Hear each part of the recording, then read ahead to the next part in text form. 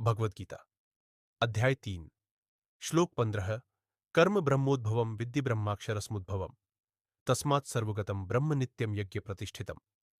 15 कर्म ब्रह्मोद्भवम विद्धि ब्रह्मक्षर समुद्भवम तस्मात् सर्वगतम ब्रह्म नित्यम यज्ञ प्रतिष्ठितम।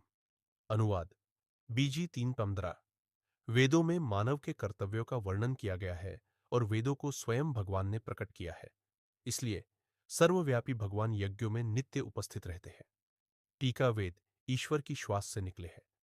अस्य महतो भूतस्य निश्वासित में तद यदृग्वेदो यजुर्वेदा सामवेदो थवंगिरसा बृहदारण्यक उपनिषद 4:5-11 विकर 4 वेद ऋग्वेद यजुर्वेद सामवेद अथर्ववेद सभी परम दिव्य व्यक्तित्व की श्वास से निकले हैं।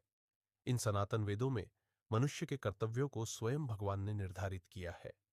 इन कर्तव्यों की योजना इस तरह से बनाई गई है कि उनके प्रदर्शन के माध्यम से भौतिक रूप से लीन व्यक्ति धीरे धीरे अपनी इच्छाओं को नियंत्रित करना सीख सके और धीरे धीरे खुद को तमोगुण से रजोगुण की ओर और रजोगुण से सतोगुण की ओर बढ़ा सके।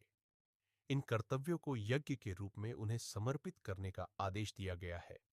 इसलिए भगवान को बलिदान के रूप में समर्पित कर्तव्य वास्तव में ईश्वरीय हो जाते हैं, भगवान की प्रकृति के होते हैं और उनसे अलग नहीं होते हैं। तंत्रसार में यज्ञ को स्वयं परम दिव्य भगवान बताया गया है। यज्ञो यज्ञ पुमांश चैव यज्ञशो यज्ञ यज्ञ भवनः यज्ञ भुक चेति पंचात्मा यज्ञेश्विज्यो हरि स्वयं। वितेस भागवतम में श्री कृष्ण उद्धव से कहते हैं यज्ञोहम भगवत्तम। श्लोक 11 मैं वासुदेव का पुत्र यज्ञ हूं। वेद कहते हैं यज्ञो वै विष्णु।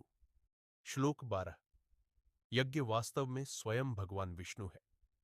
इस सिद्धांत को दोहराते हुए श्री कृष्ण इस श्लोक में कहते हैं कि भगवान यज्ञ के कार्य में नित्य उपस्थित रहते हैं। हम मनुष्य को अपने वेश्ता जीवन में थोड़ा सा समय निकालकर घर की और प्रकृति की शुद्धता के लिए यज्ञ जरूर करना चाहिए। इससे घर भी शुद्ध होगा और वातावरण भी। तो बोलिए जय जगन्नाथ।